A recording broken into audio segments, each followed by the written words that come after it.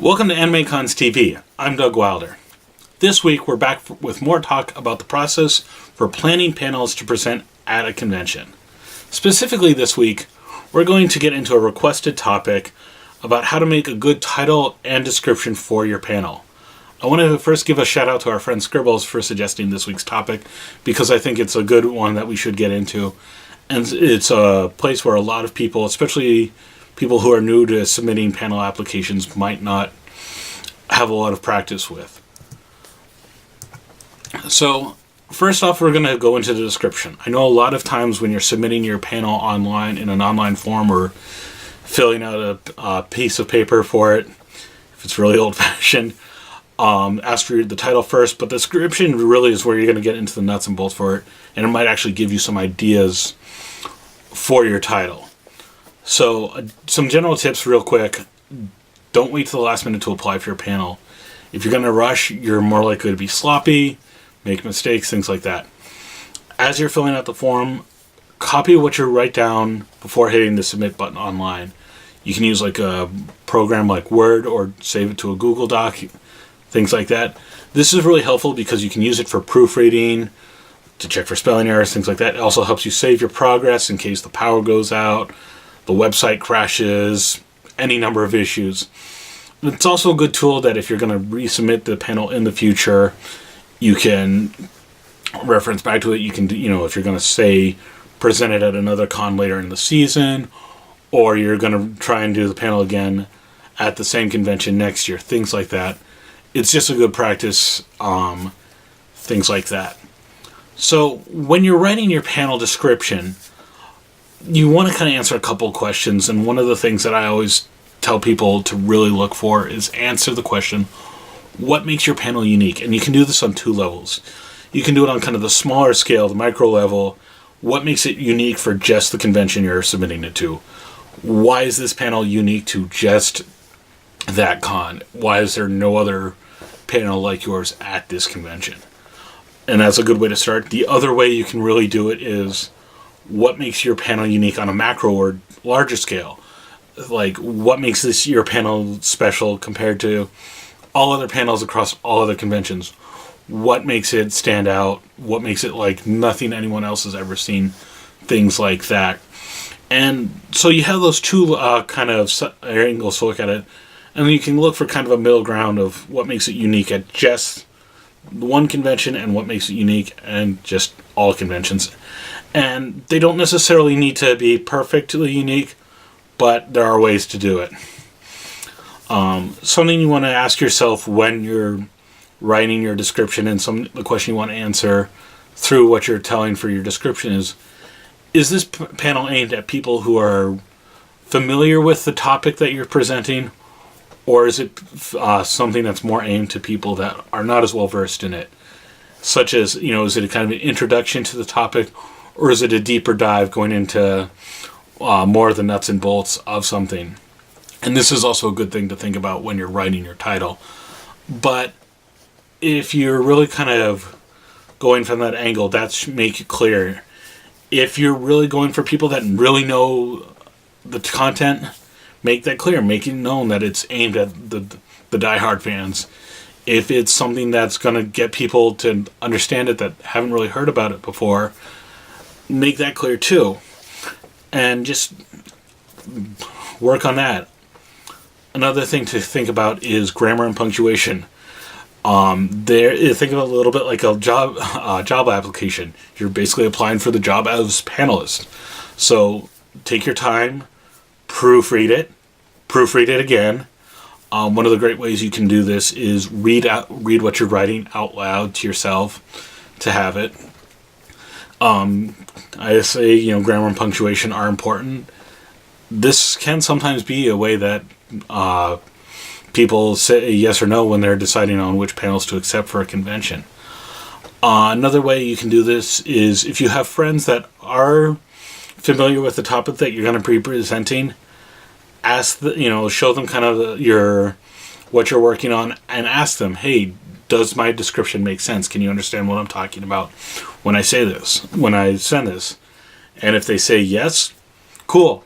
By the same token, also ask people who may not know the topic you're talking about very well, if it makes sense. And if you can kind of have both groups understand what you're saying about, again, that's a good sign that you're on the right track. And especially, I'd say, even more important is the people that don't know the topic as well. If it makes sense to them, then you've really got a good lead. Another thing to keep in mind is when you're writing your description, avoid in-jokes and memes. So many people try and be silly and stuff like that, but really what this does is it just kind of obfuscates what your content, and it's just wasting words.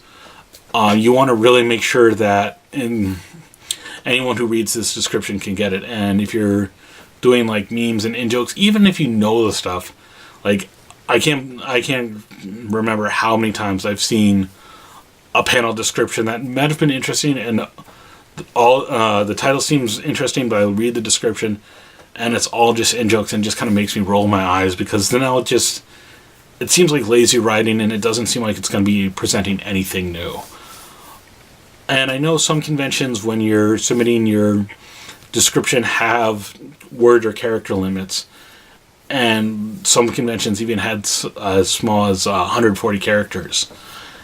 It does take practice. Again, this is where a word, using like Google Doc or word processing thing like Microsoft Word comes in handy, because you can do a character count, look at that, play with it, really look at what it is. And it does take some practice to get used to and really finding out what's going to work. And that means just kind of keep it simple.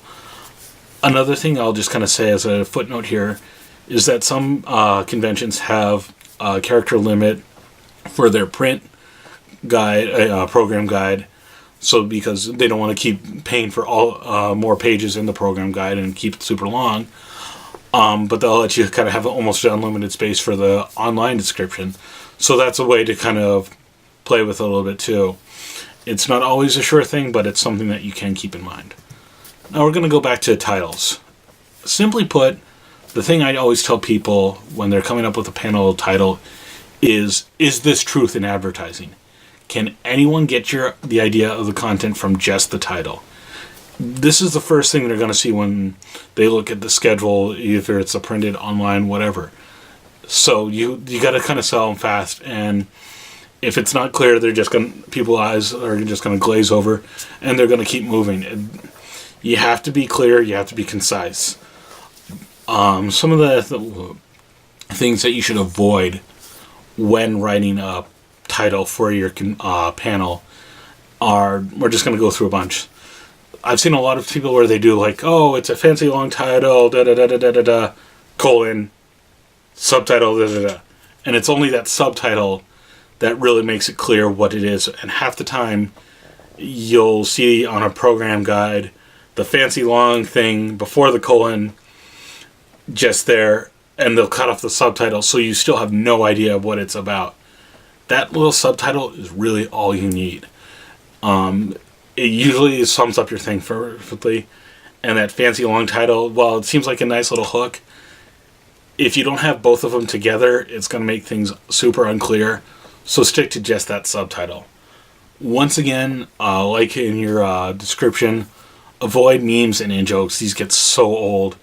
And it often makes people's eyes just kind of glaze over because they have no idea what this is. And if they do know, well, they already know the joke, so why? But they're going to feel like this is nothing new to them. Another thing to avoid is cliches when thinking about your title.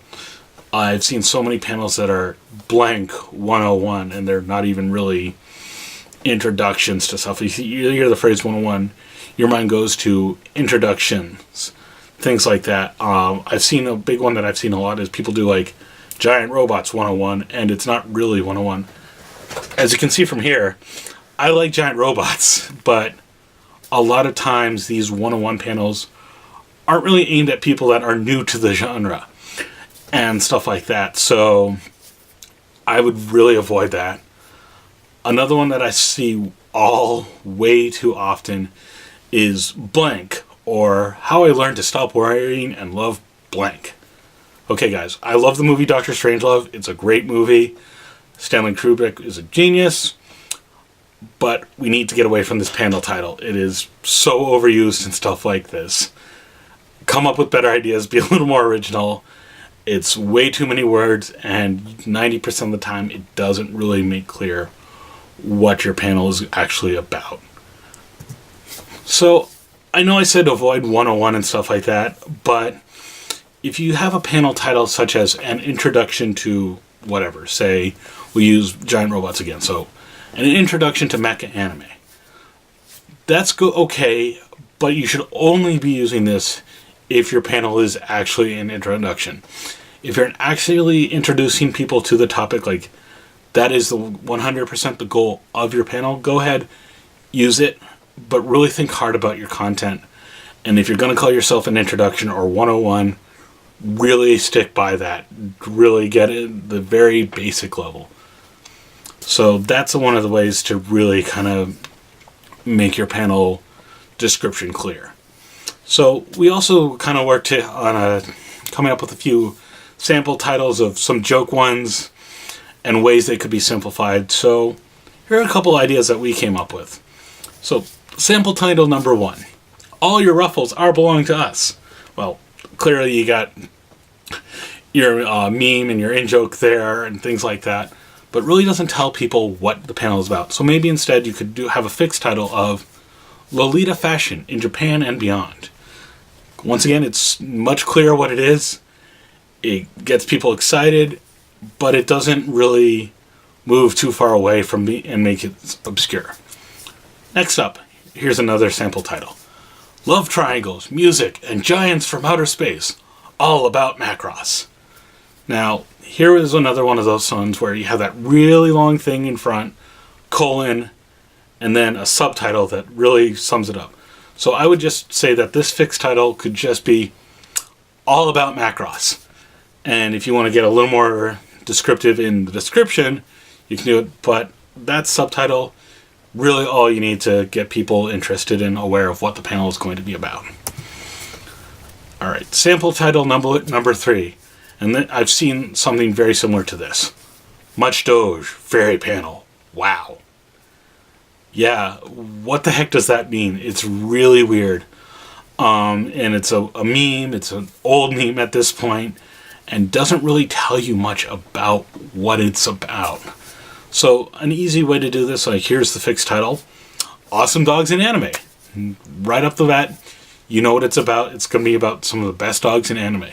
And I guarantee you'll probably get more people to go to your panel if you have something like that. And finally, sample title number 4, Cosplay for Beginners 201. Now you're working with wigs. Well, this is a whole mess here, because if it's beginners, how can it be 201? And it's more of an advanced skill, so it's things like that. And you've got that subtitle that's, even then, it's still kind of things like that. So it's a lot of things that just don't work well together. So I would just simplify this to wigs for cosplay, and you get into that now, more detail, things like that, and you don't have too many unnecessary words. You get right into the nuts and bolts of it is. And it's clearly a specific subject, so people know what they're on, and it doesn't shy away either veterans or people who are just getting into the topic. It's very specific, it's very clear. So, last I'll just say, if you're trying to come up with ideas for how to write panels and descriptions, give yourself some practice. Another good way to do this is just look at old program guides if you've gone to previous conventions. I hope you've gone to other conventions before trying to submit a panel to one. But if you have your old program guide as a souvenir, or sometimes the website for the convention has the previous year's schedule up online, look at the panel titles and then look at the description.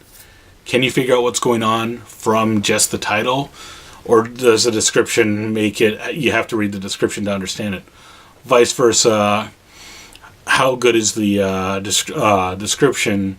Does it seem like it matches the title? Things like that. And just get ideas, see what works, see what doesn't.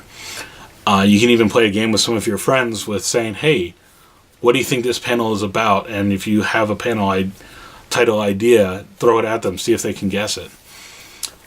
And if you have any questions about doing panels at conventions or anything else pertaining to fan conventions, why don't you reach out to us? You can email us at podcast@animecons.tv. We're on Twitter at AnimeConsTV. Or if you want to reach out to me directly, I'm at Nigoki, Nigoki. You can also leave us a comment on our Facebook page or write for the video here. Anyway, I'm Doug Wilder. Good luck to all you guys submitting panels as we ramp up to the summer season. I'll talk to you guys soon.